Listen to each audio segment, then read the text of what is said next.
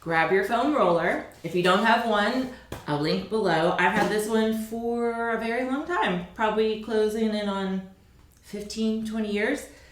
OPTP, it's great.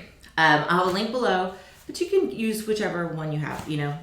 All right, we're gonna start with it horizontal. We are not gonna be using it to roll out our legs because mixed information on that. We're gonna be using it for other things, equally as important. So I'm taking this roller horizontally across the middle of my back. I'm supporting my head and neck. I might even take one hand to my head and one hand to my neck so I'm not shearing at the base of my neck. And I'm just gonna lift my hips and I'm gonna roll up in between my shoulder blades, maybe all the way up to the base of my neck. I'm gonna roll back down. I'm not gonna hit my floating ribs. I'm gonna stop there because I don't want you to push them forward or out of place. And then roll right back up in between those shoulder blades, breathing in there. And I am actively pushing my ribs and my spine back into that roller. Now, if you have some osteopenia or osteoporosis, I will link below, but definitely make sure to have a softer density roller. You do not want a really firm density roller for that. You want to have a softer feedback. They make these like pink rollers that are just softer. All right, and then what we're gonna do is we're gonna roll towards not quite the lowest part of our ribs, but like middle lower, and you're gonna bring your hips down. You're gonna put your arms on it and push up. You're gonna lay all the way back. You can lay on your side and roll over, or you can just lay straight back. And we're gonna bridge up and we're gonna wedge this roller underneath your pelvis. So when it's under your pelvis, you don't want it so low that your butt's like falling back and you're gonna slide off, and you don't want it so high that you're arched. You want it right in the middle, right? Goldilocks placement. From there, you're gonna stretch one leg down and out. I'm using my abdominals to keep my pelvis relatively level, and I don't want my ribs to flare. So there's a big arch there. There's gonna be space there, but I'm just gonna use my abdominals to drop the ribs down in the front so they get space in the back.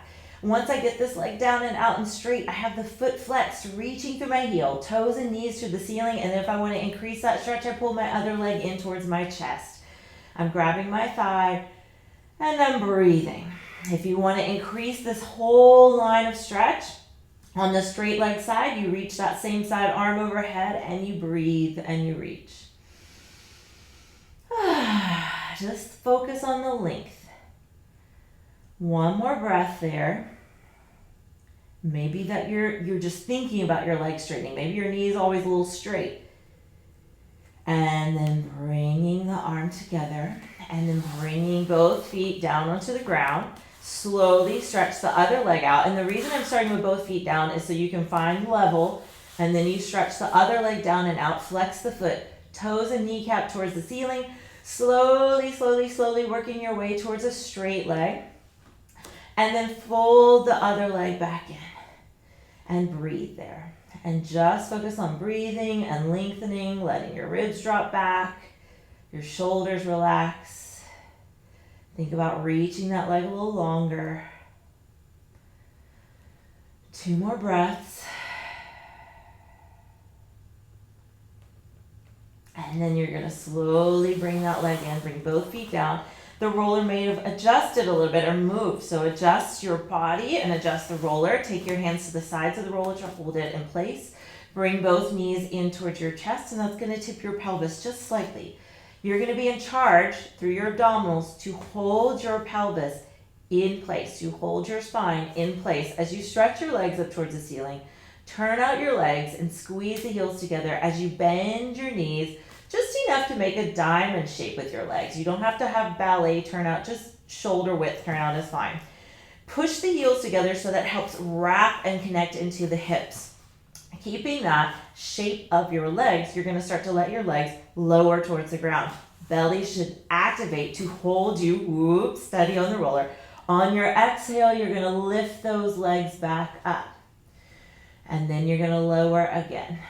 Lowering, because I'm not bending my legs anymore, I'm not straightening them. I'm holding the shape, I'm engaging my heel to hip, I'm using my belly. On my exhale, pulling my belly in, and doing that again. 2 more. So not a ton, just enough to wake everything up. Bringing it back up. Last one. Remember to breathe. Just keep breathing.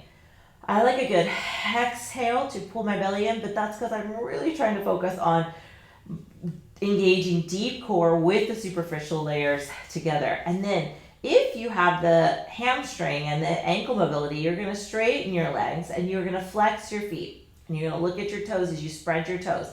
Now, if you can't straighten the knees, flex the feet, but keep the knees bent. One foot is going to point and the other foot is going to flex, and you are going to bring the flexed foot towards your face and the pointed leg away. And I'm imagining there's a rubber band between my legs or between my feet, and I'm pulling that rubber band apart. And then I'm going to come through center. I'm going to switch my feet. So my one foot flexes, the other foot points, and I pull that rubber band. And then I switch. And you go for scissors. And you're really working, reaching through the heel, through one foot, reaching through the toes of the other foot. Even if your knees need to bend, that's fine. Work slowly to a straight knee, working your quadriceps, stretching the back line of your leg. Keep the roller from moving around. You can use your arms, but definitely use your belly. And one more time, each side. Then bring the legs together, bend the knees, plant the feet down. Now to bring the roller out from underneath you, you're going to push into your feet, squeeze your hamstrings and glutes, lift up, push the roller towards your feet, and then roll down. You're going to take the feet onto the roller. I was going to say take the feet under the roller. Take the feet onto the roller, about shoulders width, anywhere between sits bones, so 4-ish inches to shoulder width, whatever feels right for you. My feet are on top of the roller. I'm going to press my arms back as part of my support, but I'm not pushing my spine up towards the ceiling when I do that. So I'm keeping that calm. Push down into the feet and just lift the hips a little bit off. Make sure that your back didn't lead the movement. Your feet and the roller are what led the movement. So you're going to push down through the roller with your feet as you bridge up the height that's right for you, not the height that's right for me, not the height that's right for your brother or your sister or your neighbor, for you, that doesn't push your belly and your back up, that keeps that contained. And then slowly tap your hips down. We're going to do that again. Hold the roller steady as you lift up. And inhale, tap it down. Lifting up 3 and down. I can feel one side working a little harder than the other. So I'm going to talk to the side I don't feel. I'm going to see if I can push into that foot a little bit more intentionally. Doesn't mean I'm leaving out the other foot. Keep going.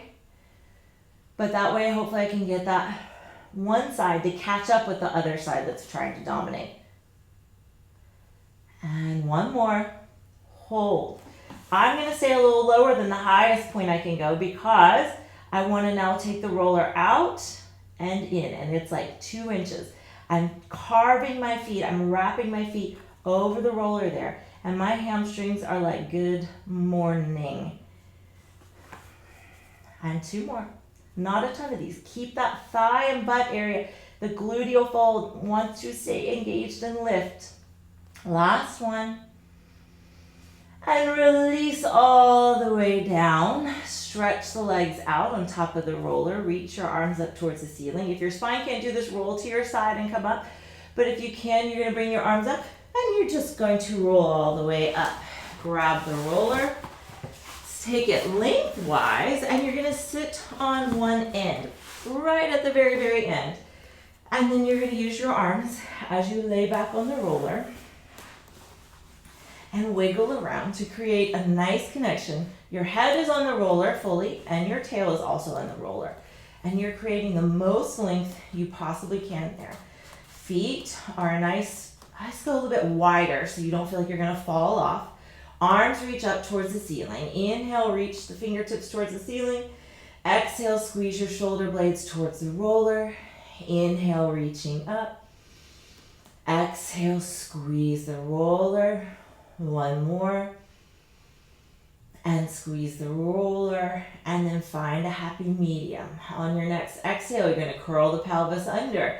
We're going to do bridging, but a different intention with our bridging here. This is a little bit more about this length and articulation of your spine. As you lift up, your feet are wider. It should feel a lot easier than when your feet were on the roller. And you're reaching out through the hips, out through the knees. Then you're going to stretch your arms overhead and take a nice breath in. And then you're going to slowly roll down, massaging your back onto the roller as long as you possibly can from head to tail. And then when your tail is down, your sacrum is down, bring your arms into like a cactus or goalpost position as you circle them all the way down towards your sides and then back up towards the ceiling. 2 more like that. Exhale, draw the belly in and back, curling the pelvis under.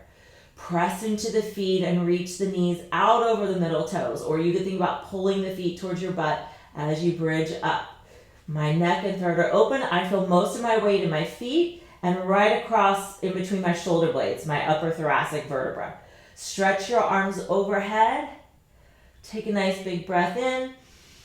Exhale, rolling down, keeping the arms reaching one way, the legs pulling the other way. As you roll all the way down to your sacrum, then bend your elbows wide, passing through that goalpost cactus position all the way down by your side. Reach the arms right back up towards the ceiling, curling under. I'm using my abdominals for that to start. You can feel my little swing through my hips and spine. I'm trying to iron it out, but it's never going to be perfect. You're going to lift up, reach overhead, pull with those feet, rolling down, massaging your back as you do that. I'm creating the most length through my spine and hopefully moving in sequence through my spine there, more or less. Bring your arms into the cactus position. Bring them all the way down around. Plant your palms onto the floor. Walk your feet together. Lift your heels up and bring your feet close to your butt. Now you can do this one leg at a time or both legs at a time. Take your hands wide and kind of push your arms back into the ground for stability. Breathe in. On your exhale, sink and lengthen your head to tail and the rest of your spine towards the roller as you either float one leg up at a time to tabletop or you just go for it and you float both legs up to tabletop.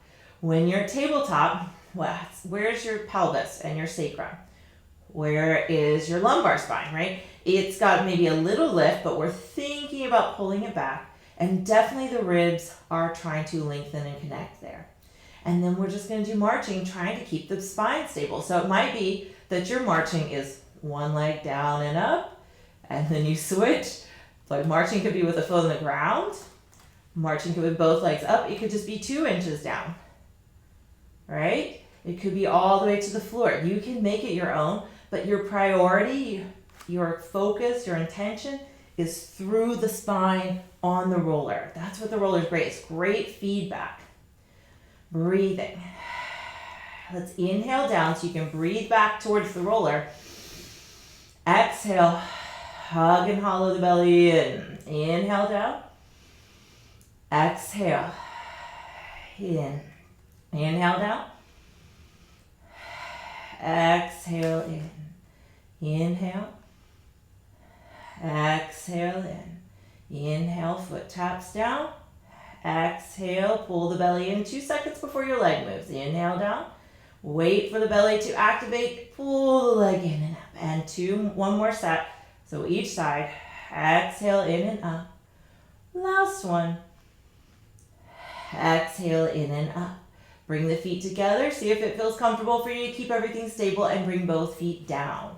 From there, you're going to lazily slide off your roller, lay on your back and feel that feeling of like the hole that it feels like behind you.